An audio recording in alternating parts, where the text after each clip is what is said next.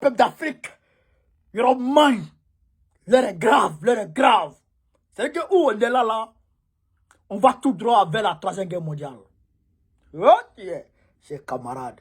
Poutine serait-il en train d'accuser la France et les États-Unis d'avoir abattu le IL-76 qui a été abattu, chers camarades d'Afrique la dernière fois, vers Belgorod? Poutine dit que les gens disent que c'est leur système antiaérien qui a frappé leur avion. Il dit c'est faux. Il dit leur système antiaérien est équipé de systèmes de reconnaissance ami-ennemi. Donc, que si c'est un avion ami, le système ne peut pas frapper. En aucun cas, leur propre missile ne peut jamais frapper leur propre avion. Parce qu'il y a un système. Même si le gars, c'est-à-dire que l'opérateur, le commandant appuie sur le bouton, on va frapper, que le missile refuse d'aller frapper. Cher camarade, il dit que ça là, c'est soit français ou américain. Il dit les enquêtes se poursuivent. Mais si les enquêtes se poursuivent, c'est que les opérations vont se poursuivre, cher camarade d'Afrique, imagine un instant que, après les enquêtes, on réalise que c'est la France, mais on sait les alliés. Moi, ça va être la France, je suis encore là. Cher camarade d'Afrique, je vous laisse écouter le grand Poutine, on est parti. Nos systèmes de défense aérienne ne peuvent pas frapper nos avions par définition. Ils sont dotés d'un système d'identification ami-ennemi. Et par conséquent, peu importe combien de fois l'opérateur appuierait sur le bouton, nos systèmes de défense ne fonctionneraient pas. C'est la technologie. Les moyens de défense retrouvés sur place indiquent qu'il s'agissait d'un missile de défense aérienne. Cela signifie donc soit qu'ils ont été mal enseignés, soit qu'ils apprennent mal par eux-mêmes, ou qu'ils ne sont pas capables d'utiliser de tels systèmes. Il s'agit très probablement d'un système américain patriote ou européen, très probablement français. Nous aurons une réponse définitive dans 2 ou 3 jours.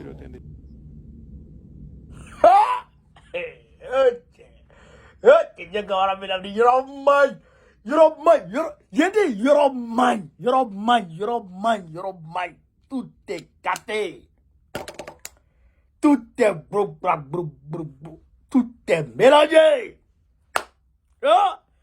Poutine dit que peut-être c'est les patriotes. Les missiles patriotes que les États-Unis ont livrés à l'Ukraine.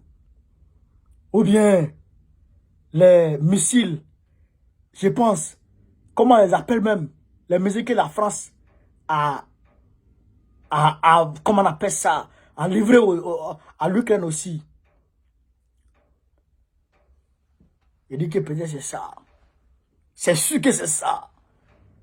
Alors que là, les États-Unis et puis la France ont dit que non. Ils ont eu l'assurance de la part de Zelensky de ne jamais frapper en dehors du territoire ukrainien. Alors que là, ils ont frappé en territoire russe.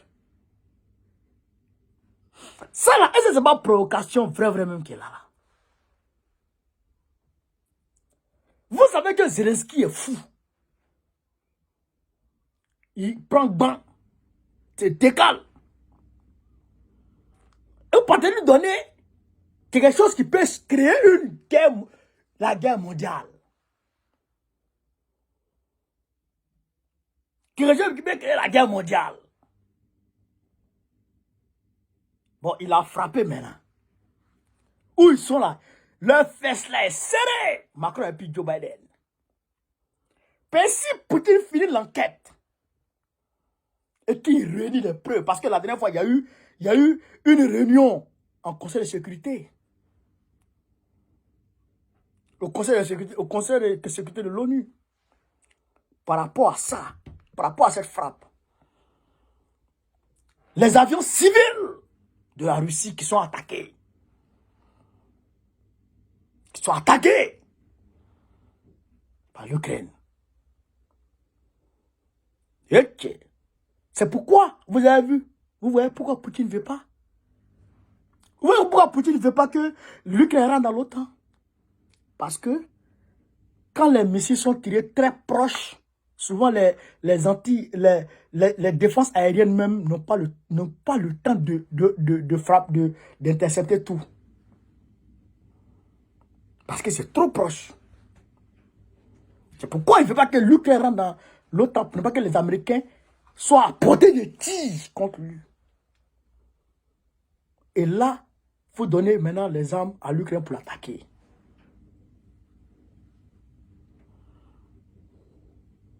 Europe man. Le camarade peu d'Afrique, Europe man. Donc c'est Poutine a fait des enquêtes et qu'il réalise que c'est la France. Alors qu'il avait dit, celui qui va livrer à l'Ukraine et que l'Ukraine va prendre pour nous frapper là, sur notre territoire, il va avoir des conséquences. Yeah. Mais si c'est comme ça, si c'est la France, c'est pas bon. Ça regarde les États-Unis. Ça regarde les Algériens, nous on est ici, et nos enfants. Va être la France. Parce que le gars, il est fâché. Mais quand il parle comme ça, les gestes, il est fâché.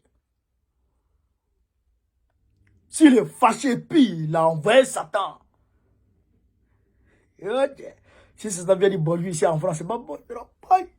Dieu, il faut attraper le cœur de Poutine. Attraper son cœur, mon Dieu. Attraper son cœur. Camarade peu d'Afrique. Voilà. Pourquoi on dit la guerre? On sait quand ça commence, on ne sait pas quand ça finit. On sait quand ça commence, on ne sait pas quand ça finit.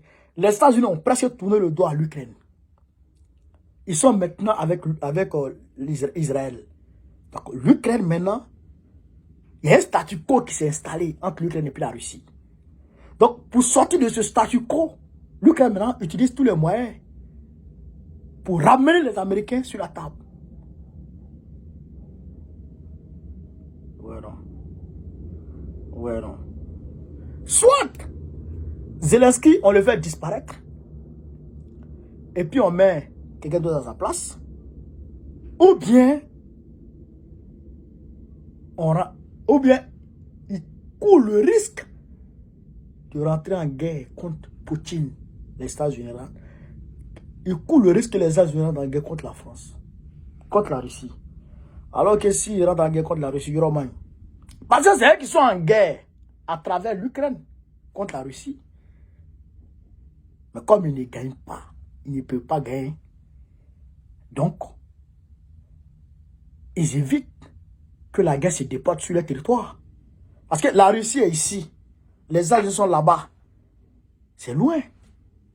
C'est loin. Donc, la guerre va se faire comment? Si le territoire américain doit sentir la guerre, comment ça va se passer?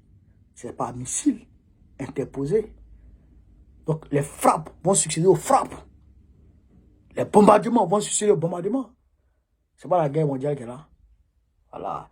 Et cette guerre mondiale, pourquoi ça va être une guerre mondiale? Parce qu'en même temps, la Chine va tomber sur Taïwan. En même temps, la Chine va tomber sur le Japon. En même temps, Corée du Nord va tomber sur Corée du Sud. En même temps, ça va se mélanger. Attention à la troisième guerre mondiale. Chers camarades pays d'Afrique, voilà ce que je voulais vous dire. Partagez-moi cette vidéo. Mettez-la partout à travers mon entier. Vive l'Afrique libre. Vive le panafricanisme. Vive la paix dans le monde. Gbagbo président du Côte d'Ivoire en 2025, Inch'Allah.